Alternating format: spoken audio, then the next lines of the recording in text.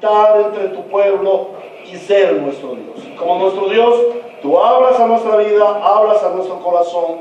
Te suplicamos que hoy por tu Santo Espíritu la palabra de Dios nos edifique, la palabra de Dios nos transforme, la palabra de Dios produzca vida, vida abundante, vida para la gloria de Dios, vida eterna. Te suplicamos, Señor, que uses a este tu siervo para predicar con denuedo el Evangelio de nuestro Señor Jesucristo. A ti toda la gloria y el honor y la alabanza en Cristo Jesús. Amén y amén. Muy bien, continuamos con el tema de la santidad. Y les invito a que vayamos al libro del Apocalipsis, en el capítulo 2. Vamos a leer los capítulos 2 y 3. Y vamos a ponernos en pie para escuchar la voz del Señor. Entonces, le ruego el favor a mi hermano Mauricio que nos leas del capítulo 2, de los versículos 8 al 17. A mi querido hermano Nicolás, que leas del 18 al 28, al 29 del capítulo 2. En cuanto al capítulo 3, le ruego el favor al hermano John Freddy, que lea del 1 al 6. El hermano Ilcías, del 7 al 13. Comienzo leyendo la palabra del Señor. Dice así: en el nombre del Padre, del Hijo y del Espíritu Santo. Escribe al ángel de la iglesia de Éfeso: esto dice el que tiene las 7 estrellas en su mano derecha y se pasea en medio de los 7 candelabros de oro. Conozco tus obras, tu duro trabajo y tu perseverancia. Sé que no puedes soportar a los malvados y que has puesto a prueba a los que dicen ser apóstoles, pero no lo son. Y has descubierto que son falsos. Has perseverado y sufrido por mi nombre sin desanimarte. Sin embargo, tengo en tu contra que has abandonado tu primer amor.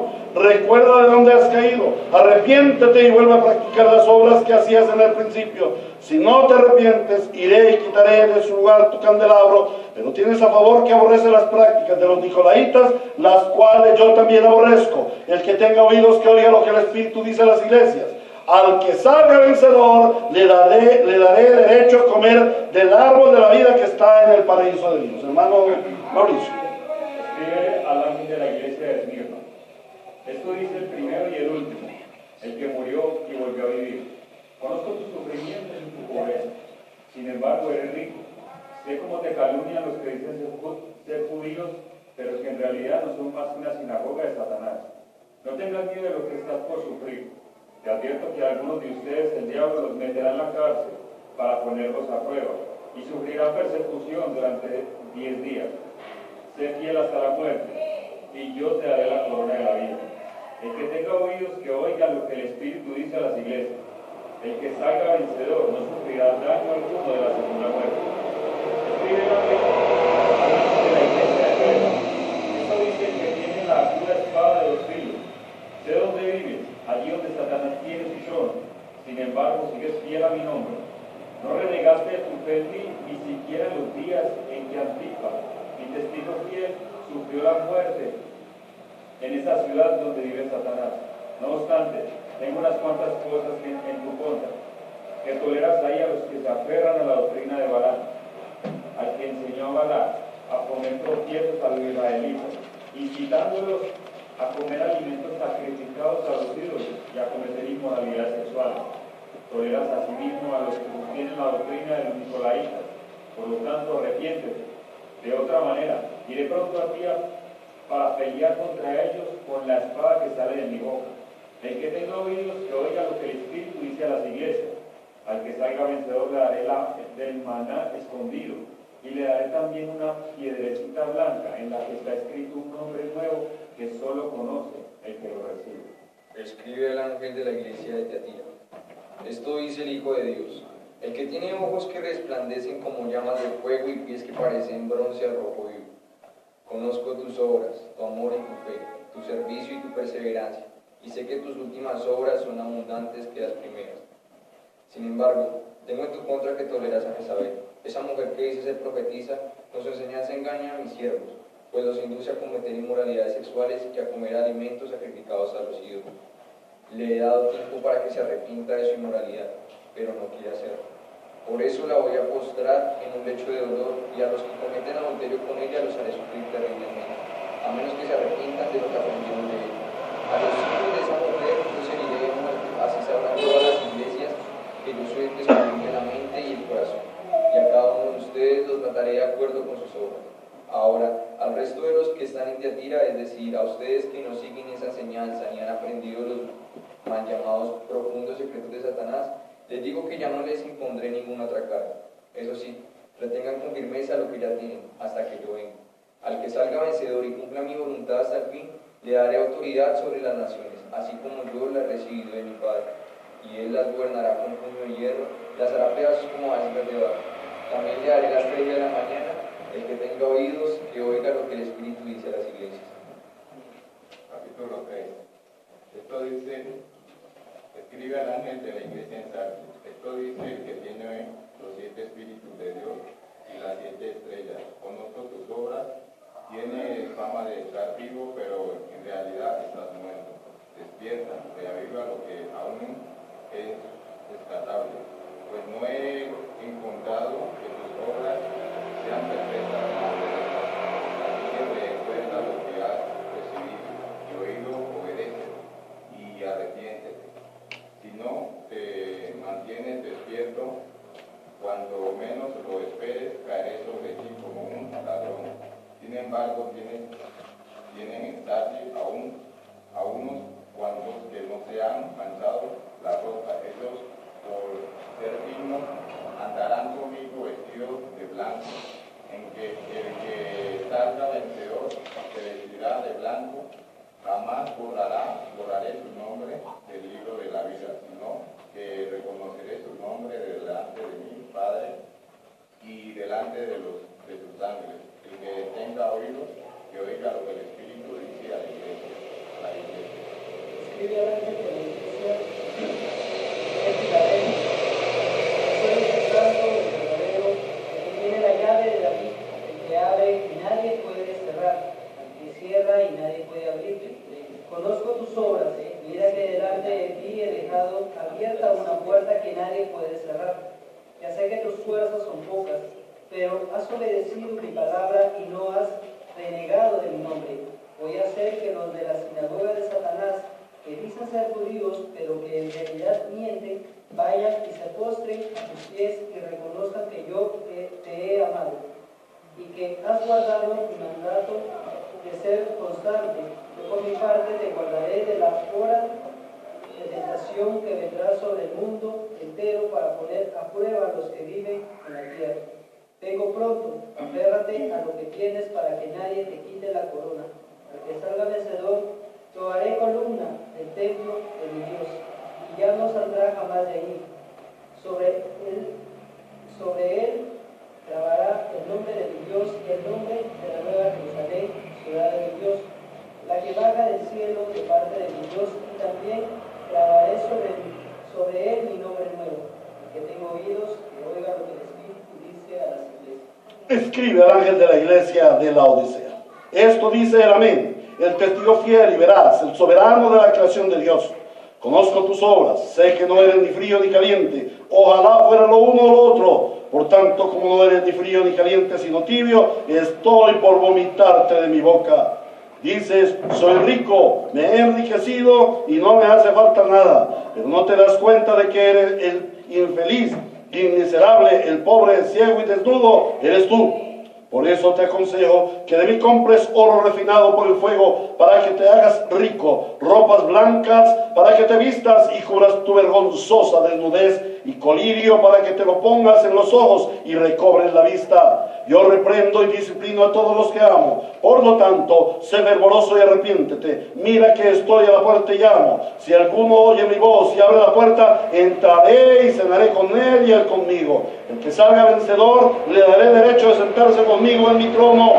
Yo también ya vencí y me senté con mi Padre en su trono. El que tenga oídos, que oiga lo que el Espíritu dice a las iglesias. Palabra de Dios. Amén. Muy bien, el mensaje del Apocalipsis, el libro del Apocalipsis. Es un libro que ha sido mal interpretado, mal tomado por la gran mayoría de personas. Hay algunos que dicen, no, yo me tengo miedo, ¿cómo va a ser eso al final? Y eso va a ser muy duro. Otros dicen, no, eso se parece, que mire que si usted lee el capítulo 18 va a encontrar una similitud con las Torres Gemelas, que si usted no sé qué, que mira allí, y que el anticristo es fulano de tal, que Obama ahora será Trump, en fin. Ya cada uno le va dando una interpretación y le va metiendo un poquito de suspicacia y un poquito de miedo al Apocalipsis. Pero el Señor Jesús no nos dio el Apocalipsis para que tengamos miedo.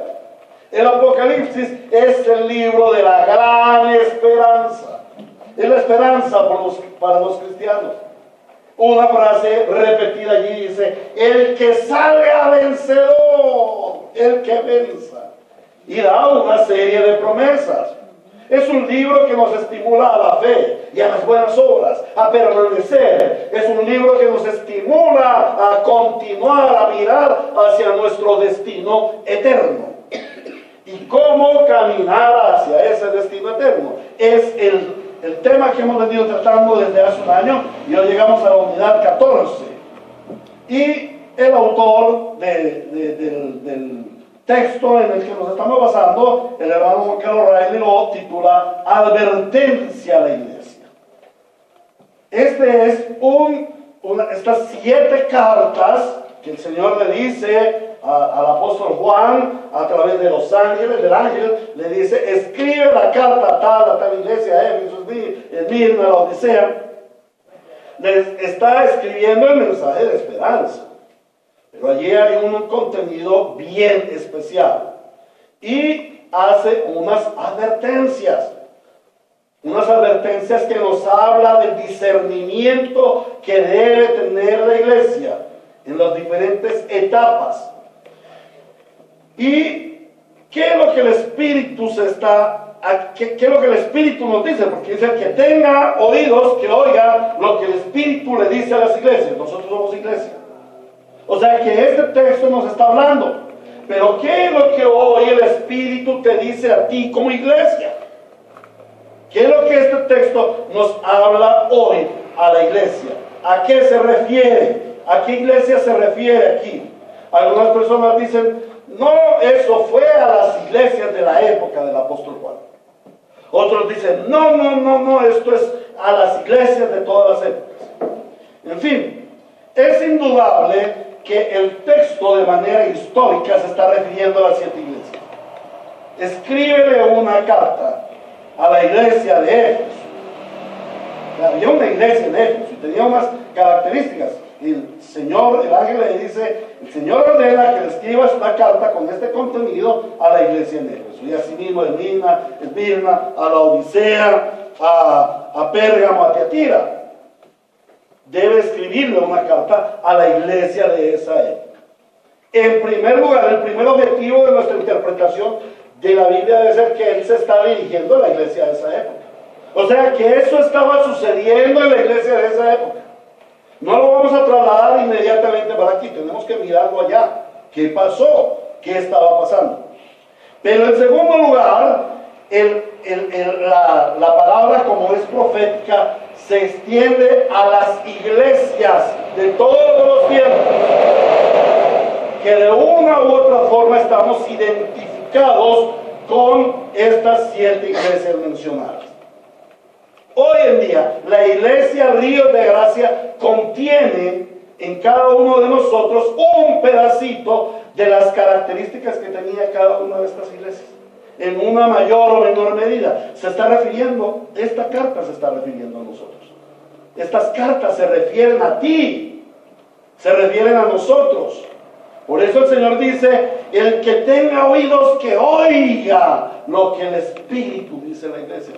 Las palabras del ángel al apóstol Juan, palabras dadas por el Señor Jesucristo, estas palabras deben retumbar hoy en nuestros oídos y deben penetrar en nuestros corazones y estremecernos.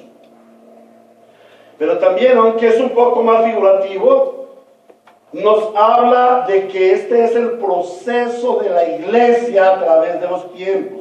Entonces decimos que la iglesia de Éfeso fue la iglesia post-apostólica, que luego la iglesia de Esmirna es la iglesia apologista, luego la iglesia de Pérgamo es la iglesia que se mezcla con el mundo, o sea, en el inicio de los 1000 años del oscurantismo, en el romanismo, luego viene la iglesia de la Reforma, luego, en fin, esto es de una forma interpretativa, no estoy muy de acuerdo con ello, sin embargo algo tiene de certeza.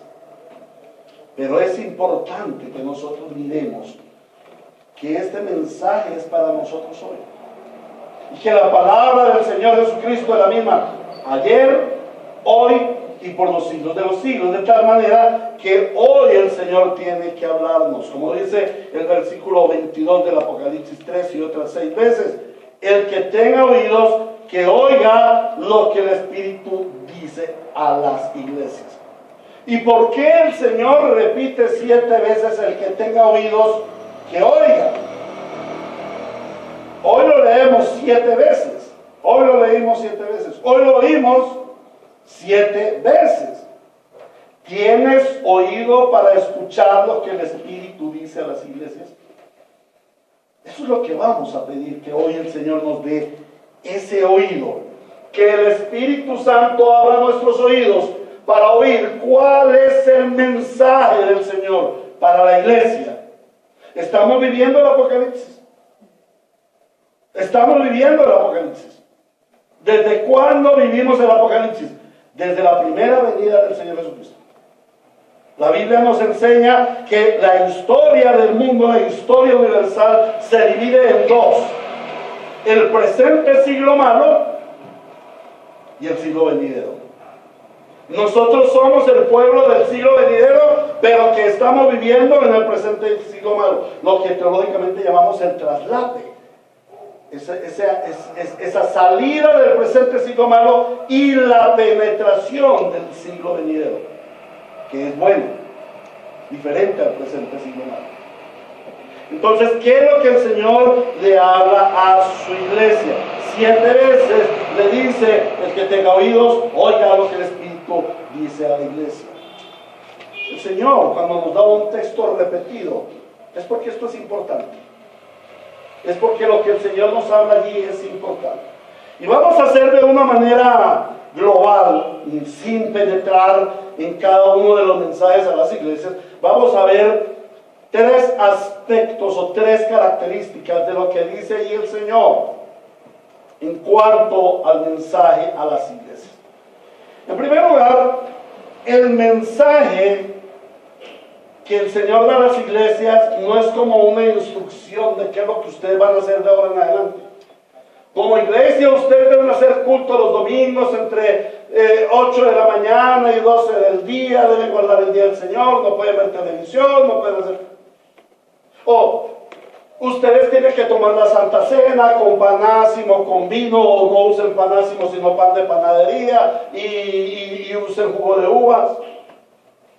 O cuestiones doctrinales, bautistas, presbiterianos, pentecostales, si creen en el calvinismo o no creen en el calvinismo.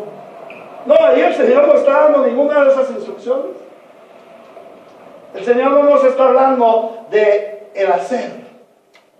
El Señor no nos está hablando de dogmatismo. Y hoy la iglesia está muy centrada en el dogmatismo, en ser dogmáticos. Y eso es un problema que está teniendo la iglesia moderna, que dentro de ese dogmatismo nos estamos pisando los callos entre nosotros. El enemigo ha usado el dogmatismo. Estas ideas férreas, algunas de ellas sacadas de una mala interpretación escritural, otras de ellas sacadas de una mente perversa humana para dividir al pueblo de Dios. El pueblo de Dios debe ser caracterizado por su amor. Seremos conocidos por el amor de Cristo en nosotros y no por formar divisiones, por nuestros dogmatismos, por nuestras formas. El dogmatismo y las formas son externas. aquí el Señor nos habla de cosas internas, de cosas internas. Por ejemplo, en 2:4 dice el Señor: sin embargo, tengo en tu contra que has abandonado tu primer amor. Algo interno, algo que debe nacer de un corazón transformado por la obra regeneradora del Espíritu Santo en nuestras vidas. El fruto del Espíritu es amor. Y el Señor le dice aquí a la iglesia: ustedes se han alejado, se han olvidado, han abandonado ese primer amor. ¿Cuál primer amor?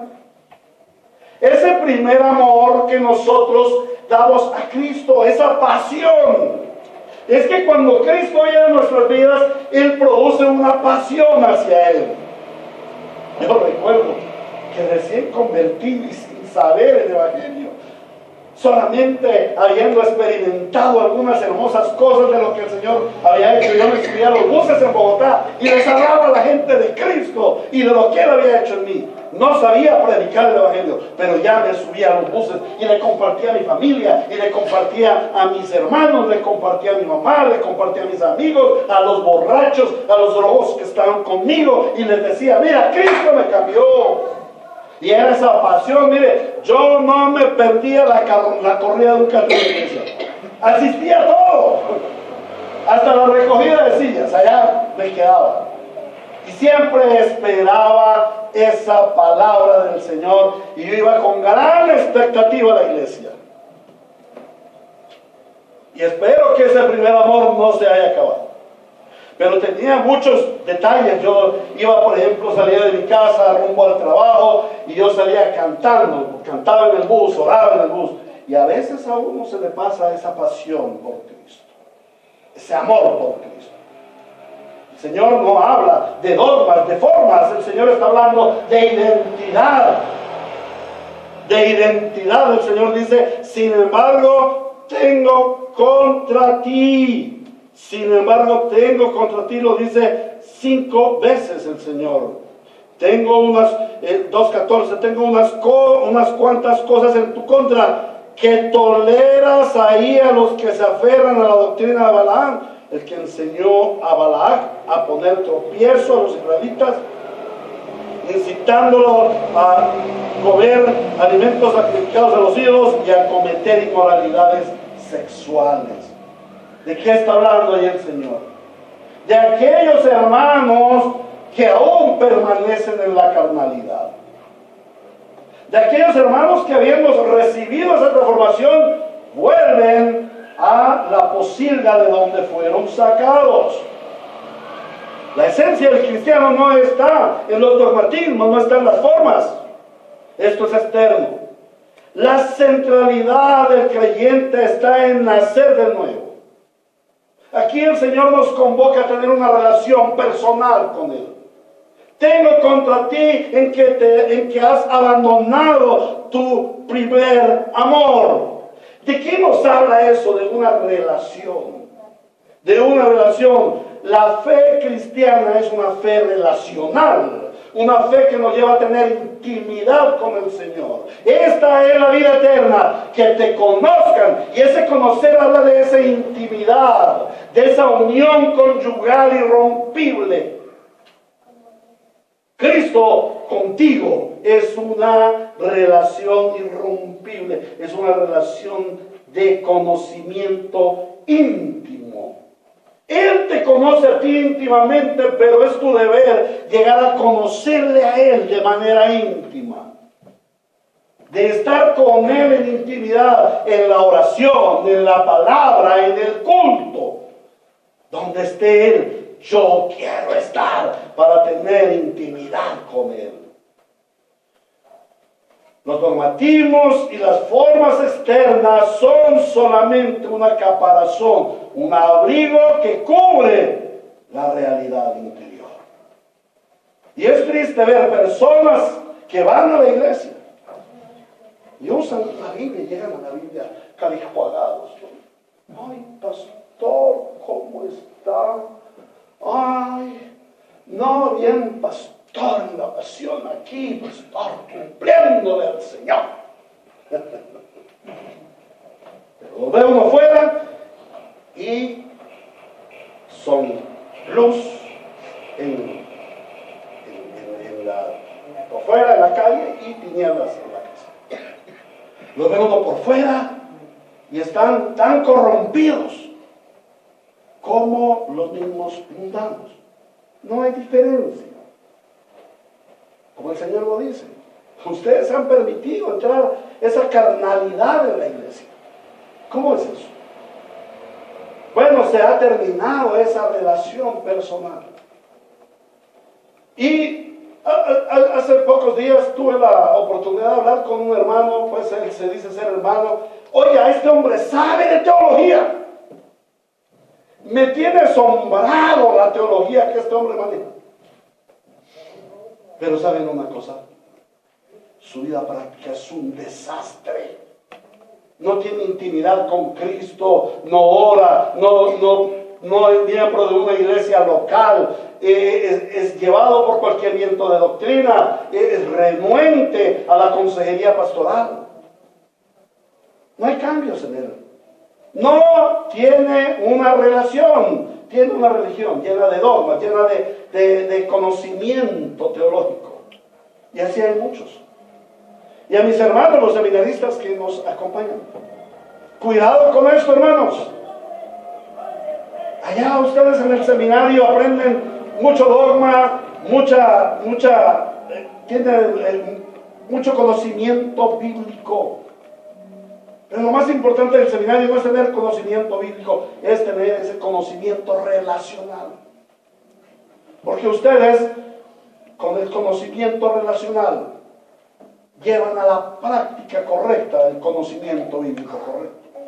Pero teniendo un conocimiento bíblico correcto sin una vida práctica relacional, hermanos, su conocimiento lo va a envanecer. Por eso el Señor dice, la mucha letra envanece, la mucha letra mata. ¿Por qué? Porque los envanece. Conocimiento bíblico, conocimiento teórico nos debe llevar a un conocimiento práctico de vida relacional con Cristo. La relación es lo interno, lo salido del corazón. Por eso el Señor dice que Él busca adoradores en espíritu y en verdad. Él no quiere un caparazón religioso, carihuagados del domingo. No. El Señor está buscando adoradores en espíritu y en verdad. Personas que estén íntimamente relacionadas con Él. Muchas personas llegan a la iglesia y se centran en el hacer. ¿Qué hay que hacer aquí? ¿Qué es lo que hay que hacer aquí? ¿Cómo es la vida de esta iglesia? ¿En qué es lo que ustedes creen? ¿Aquí se hace el evangelismo o no hacen evangelismo?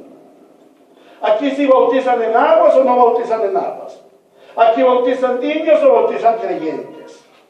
Y todos son dogmas, formas. Ay, no, esa iglesia no me gusta. ¿Por qué es que allá cantan solo himnos? A mí me gusta la otra. Como decía alguien, lo raro de esa iglesia es que no hay grupo musical, sino tienen una cajita. Eso es raro en esa iglesia. Formas. Nosotros no venimos aquí a mirar las formas, aquí venimos a contemplar a Cristo, a tener una relación con Cristo. Eso es lo fundamental del cristianismo. Ahora, el hacer te da una aceptación personal ante el grupo. Algunas personas vienen para adaptarse al grupo en lo que hacemos. Y entonces leemos la Biblia, celebramos la Santa Cena, cantamos los himnos, se predica la palabra y nos centramos en el hacer. Y la iglesia es linda por el hacer. No, la iglesia no es linda por el hacer.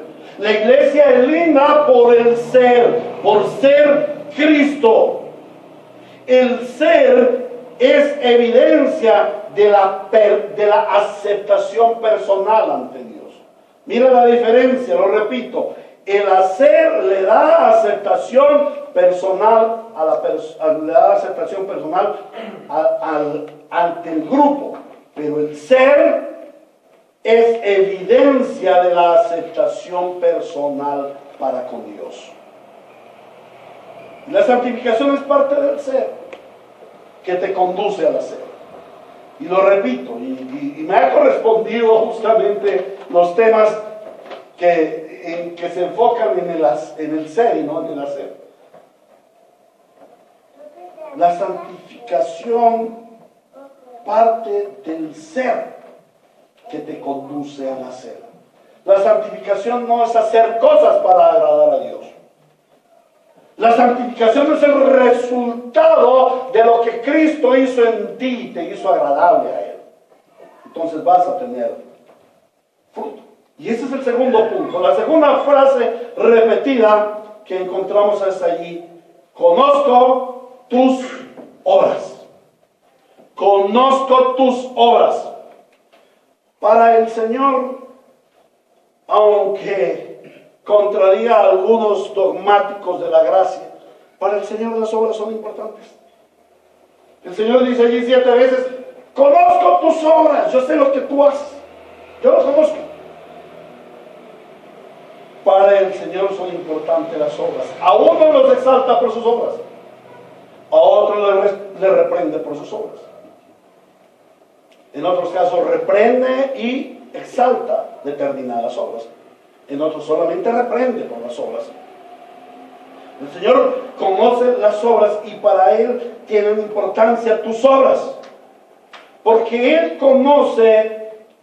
porque Él, conociendo tus obras, las aprueba o las condena. Debes saber que el Señor aprueba o condena tus obras. Debemos partir de que en ninguna de las 7 cartas que el Señor ordena diga que las obras produzcan salvación. El Señor no está diciendo allí: mira, yo conozco tus obras y vas a ser salvo por las buenas obras que tú haces. No está diciendo eso. Dice que conoce las obras. De ninguna manera las obras van a producir salvación. Pero sí es evidente que la salvación produce obras de Dios en el creyente. Cuando Cristo el Señor hace su obra redentiva en ti, su obra transformadora de tu vida, tú comienzas a producir obras. Antes era un árbol de cardos y espinos que no producías nada. Ahora eres árbol a semejanza de Cristo que produce las obras del Espíritu Santo. Es evidente. Ahora, como les he dicho varias veces, ¿alguna vez han visto ustedes un árbol de naranjas o de aguacates haciendo ¡oh! ¡Salgan aguacates! ¡Pero rápido salgan que mi amo pide aguacates! No. De pronto el árbol florece hermosamente. Es, ¿cómo se llama? Fertilizado pues por las aves, por las abejas, los insectos. Esa flor se marchita y se convierte en un ñorinito. Y de pronto él empieza a crecer y a crecer. Y si tú lo tomas verde, eso es feo, sabe maluco. Pero él empieza a madurar y a crecer y a dar un color hermoso en su tiempo. En su tiempo, hasta que llega al estado de recolección, de madurez, en donde ya se puede recolectar, partir y deleitar. Así mismo es la vida del cristiano. Empieza el Espíritu Santo a producir en ti transformaciones. Transformaciones, una floración, luego una fecundación, luego empieza a producirse el fruto en sus diferentes estados, hasta que llega a ser un fruto maduro, hermoso, agradable. Así es la vida del cristiano. Para el Señor, las obras no son para salvación, pero sí son fruto de la salvación y son evidencia de la salvación. Apocalipsis 14:13 dice: entonces oí una voz del cielo que decía: escribe, dichosos los que de ahora en adelante mueren en el Señor. Sí, dice el Espíritu, ellos descansarán de sus fatigosas tareas pues sus obras los acompañan. Las obras del creyente, las obras del redimido, transformado por Dios, lo van a acompañar por la eternidad. En nuestro estado eternal, en la presencia de Dios en su santo cielo, nuestras obras van a ser reconocidas. ¿No creas que no? Para Dios son importantes las obras. En 1 Corintios capítulo 3, 8 dice: el que siembra y el que riega están al mismo nivel, aunque cada uno será compensado por sus obras según su propio trabajo. 1 Corintios 3, 8. Las obras van a producir una recompensa de parte de Cristo. Las obras de los santos serán juzgadas. ¿Por qué? Porque ellas evidencian la fe del creyente y la disposición a ser tratados por el Espíritu Santo para producir un fruto agradable al Señor. Toda obra, desde su concepción en el corazón hasta su acción, son conocidas por Cristo. ¿Sabías que las obras nacen en el corazón? Nuestras obras nacen en el corazón. Tanto las buenas obras como las malas obras. ¿Cuántas obras hacemos nosotros que nacen en nuestro corazón para ser reconocidos, para volvernos orgullosos, altivos, arrogantes? Hermano, yo si llego a la iglesia a las 8:20 para estar allí en la oración, en el culto, en todo, hermano. No como esos otros que llegan tarde. Y yo sí leo la palabra todos los días. Obras de arrogancia, obras para ser reconocidos de los hombres, obras, como el Señor las llama, hipócritas, salidas de un corazón perverso.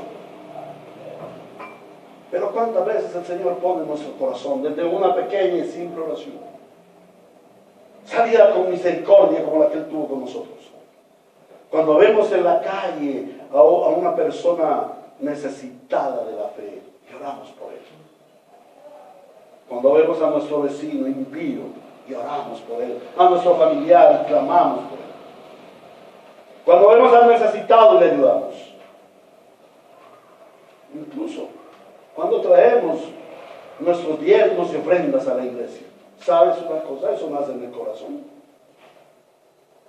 ¿En qué estado se encuentra tu corazón para producir obras? Y esto debe conducirte a una evaluación. Pero una evaluación conforme a tu criterio, porque siempre vas a salir bien librado. Tú debes venir a una evaluación. ¿Cómo califica Cristo tus obras a la luz de la palabra? ¿Serían tus obras aprobadas o llevas un cristianismo aparente, un cristianismo hipócrita? La santificación del creyente se evidencia por sus obras. Por su parte, un creyente en constante santificación siempre procurará las obras que agraden al Señor. La tercera frase que se repite es el que salga vencedor. Y esta frase nos ha de recordar que como creyentes somos soldados del ejército de Dios. El que salga vencedor. Esta frase está dirigida a no olvidar que estamos en una contienda espiritual. Esto es algo que frecuentemente olvidamos. Nosotros estamos en esta tierra librando una batalla espiritual, una contienda de carácter espiritual. No podemos olvidarlo. Nosotros somos conocedores, debemos ser conocedores de esta contienda espiritual. Y cada día debemos saber más acerca de esa contienda espiritual. Y la Biblia siempre nos muestra, la Biblia siempre nos va a evidenciar las artimañas del diablo para que nosotros podamos librar la batalla de la fe. Como lo decía cuando enseñábamos Efesios capítulo 6, 10 en adelante. Les decía, la La Biblia es la carta de instrucción de la investigación o de la, ¿cómo se llaman? De la inteligencia que se le ha hecho al ejército enemigo. Aquel espionaje. El Señor en la Biblia nos muestra cómo es que operan las tinieblas, para que nosotros libremos la batalla. Nosotros debemos cada día ser más conocedores de la batalla que libramos. Y lo primero que debemos conocer de la batalla que libramos es que nosotros no somos ni del servicio secreto ni del batallón de la tribuna, o sea, de los espectadores. No, es que yo soy de la secreta. Que no sepan que yo soy cristiano, yo por debajito de cuerda. No, señor. Soldado es soldado, ¿dónde va? Y lleva su traje puesto, su armadura puesta, como lo dice Efesios 6. No somos espectadores. Estamos en uno de los dos bandos. Y les digo una cosa. Los del bando de las tinieblas están comprometidos con las tinieblas y siempre tomarán defensa en favor de las tinieblas y en contra de la iglesia. Por eso el Señor dice en Mateo 16, 18, dice, y las puertas del reino de la muerte no prevalecerán contra la iglesia. Porque las tinieblas siempre están en ataque. Ellas saben lo que están haciendo y ellos están comprometidos. ¿Estás tú como cristiano comprometido? Desde el mismo hecho de tú asistir a la iglesia, de participar de la adoración del Señor, ya implica que estás enlistado, perteneces a la fila del ejército de Dios, a las filas del ejército de Dios. Ya eres parte del ejército de Dios. Ahora la pregunta es, ¿cuál es tu compromiso como soldado del ejército de Dios? El soldado está activo, como lo dice Efesios 6, 10 al 20, a cada soldado se le ha dado su armadura. Pero la armadura no es para que Dios la use, la armadura es para que el soldado le dé uso. Una armadura sin uso implica que no hay batalla, que el soldado se entregó al enemigo, que no luchó. El soldado debe usar con denuedo su armadura, aunque se estropee.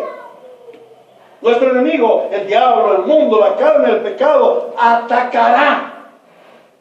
Y la santificación del creyente se evidencia en que se defenderá. Usará su armadura, pero no solamente se defenderá, sino que avanzará. Por eso el Señor dice que salga vencedor. Es una lucha completa y es una lucha que nos dirige hacia la vida eterna. Pero ¿qué dice el Señor acerca de esa lucha? Es bien importante que el soldado de Cristo sepa que saldrá vencedor y que se apropiará de las promesas dadas. El soldado de Cristo es más que vencedor, es victorioso, y por eso el soldado de Cristo lucha la batalla porque tiene asegurado la victoria.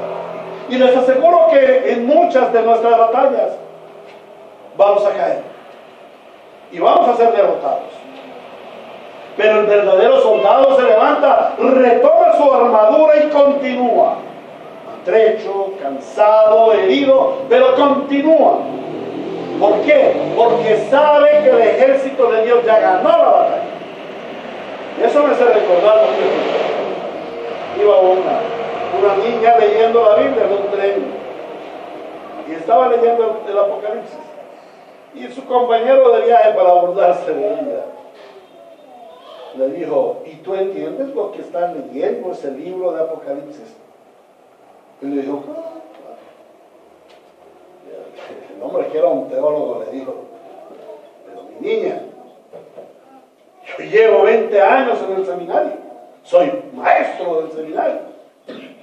Y cada día que penetro allá al Apocalipsis. Es más difícil el entendimiento de eso. Dime, niña, ¿qué es lo que dice ese libro de Apocalipsis para ti? Es muy sencillo. El pueblo de Cristo vence, es victorioso. Ahí se resume todo. Finalmente los de Cristo ganaremos. El cristiano sabe que lleva la batalla ganada, porque el capitán de los huestes ya venció hace 2000 años en la cruz del Calvario. Libramos una batalla efectiva. Si es cierto, caeremos, nos harán zancadilla, nos arrastraremos, nos pelaremos las rodillas, el costado, los codos, pero nos levantaremos de nuevo, tomaremos la armadura e iremos por la victoria. Se perderán algunas batallas, pero la guerra no va a ser ganada. Ya está ganada por Cristo. Y vamos a llegar a la meta del supremo llamamiento. ¿Y cuál es la batalla? La vida eterna está asegurada. La semana anterior vimos el campo de trabajo del mayordomo con el hermano Nelson que nos enseñó. Y estudiamos cómo el sistema de pensamiento llamado posmodernismo está afectando a muchos creyentes en las iglesias. ¿Por qué?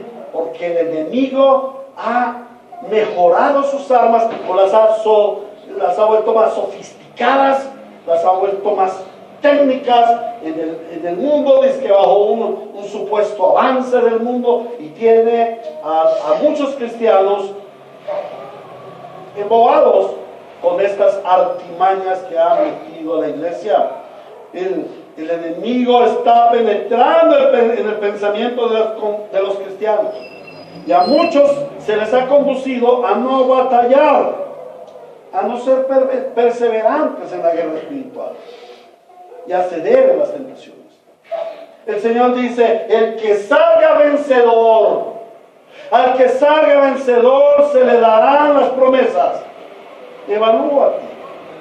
¿Estás viviendo la vida de victoria en Cristo Jesús? ¿La vida de victoria del reino de los cielos? ¿Estás luchando la batalla de vida eterna? Ahora, ¿estás luchando como victorioso? ¿O cada vez andas como un soldado derrotado, con su casco torcido colgando, su escudo arrastrando? ¿Cómo está tu armadura? ¿La estás usando? ¿Está abollada por la oración, por la palabra, por la devoción, por la santificación? Porque te digo una cosa: si tú no luchas con las armas espirituales poderosas en Dios, nuestro enemigo te va a vencer una y otra vez. Si es cierto, entrarás en el reino por la fe, pero como por fuego. O quizás estés equivocado y no entres. Por eso el Señor hoy te alerta: el que salga vencedor recibirá las recompensas. No cedas a la tentación, lucha la batalla, sé vencedor. Ahora, vamos a ver 3 advertencias. En primer lugar, cuidado, hermano. Escucha lo que el Espíritu te dice. Mucho cuidado si tú estás viviendo para el mundo. Si tú vives para el mundo, eres enemigo de Cristo.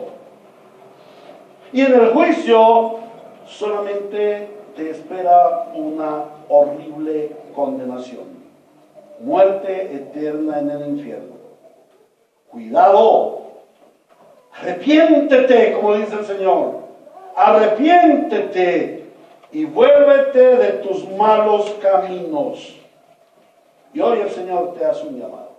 Si no has creído en Jesucristo el Señor, si hasta hoy escuchas el mensaje que el Espíritu le dice a las iglesias, y hoy por el Evangelio eres convencido, arrepiéntete de tu vida pecaminosa, de tu vida consagrada al mundo, corre a Cristo y clama por tu salvación. Y recibirás la corona de gloria que Él ha separado para los que le aman. a los que amamos. En segundo lugar, cuidado, una advertencia del Señor. El Señor conoce tus obras. Y no sea que salgas engañado viviendo una vida farisaica y religiosa, pretendiendo que en el hacer vas a hallar el ser. Cuidado, si tú no tienes una relación personal con Cristo, si no eres hijo de Dios, no tendrás la vida eterna, no recibirás la vida eterna. Es necesario que te evalúes. ¿Cuál es tu relación personal con Cristo? ¿Cómo está tu relación personal con Cristo? Y esta es una convocatoria para que evalúes tus obras. Conoce tus obras, porque Él ya las conoce en ti. Que te bases en el ser, que tus obras sean fruto de que eres hijo de Dios y que no sean un instrumento con el que pretendes agradar a los hombres. Y en tercer lugar, cuidado con ser un soldado negligente o perezoso. Las promesas son para el que salga vencedor. Amén. La gracia del Señor sea con ustedes y vamos a orar. Amado Señor, te damos muchas gracias porque hoy, a través del mensaje a las 7 iglesias, podemos conocer que nosotros tenemos todo que ver con este mensaje. Y lo repite 7 veces. Hoy que tu Espíritu Santo hable a tu corazón, hermano. Hoy, Señor, habla a mi corazón y lleva a evaluar mi cristianismo. Lleva a evaluar mi santificación. Cristiano es semejante a ser santo. ¿Cómo está mi santidad? Líbrame, Señor, de ser santurrón, hipócrita, fariseo. Y llévame a ser un hijo tuyo que tiene una relación intensa contigo, pero también con mis hermanos, porque esa es la evidencia de tener una relación contigo, de tener una relación con la iglesia, porque esta es una evidencia de que tengo una relación contigo, a tener una relación de compromiso con el Evangelio, para que el mundo reciba la misma gracia que yo he recibido. Asístenos, Señor, para que seamos fieles a ti, soldados de la batalla, comprometidos. Asístenos, Señor, para vivir una vida de constante santificación. Que hoy el Espíritu haya hablado a nuestra mente y a nuestros corazones. Y evaluemos cómo va nuestra santificación. Te lo suplicamos en Cristo Jesús para tu honor y gloria y alabanza. Amén.